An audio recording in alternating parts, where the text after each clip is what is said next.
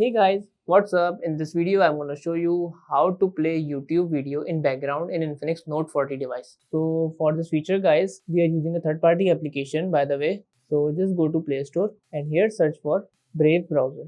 So on the very top we have Brave private web browser VPN. So just install this application. Okay, after that guys, just click to open and allow the notifications and permissions, but make sure to click not now here and then click continue.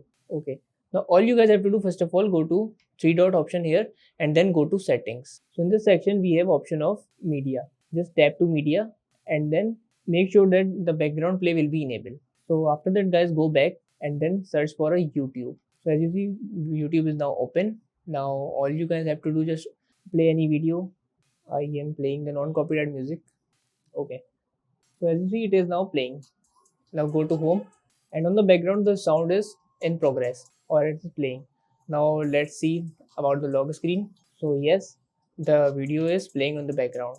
How we can play a YouTube on the background in Infinix Note 40 device. So that's it about the video. If this video helped you guys, kindly like the video and follow us for more tips and tricks. See you guys in the next video. Take care.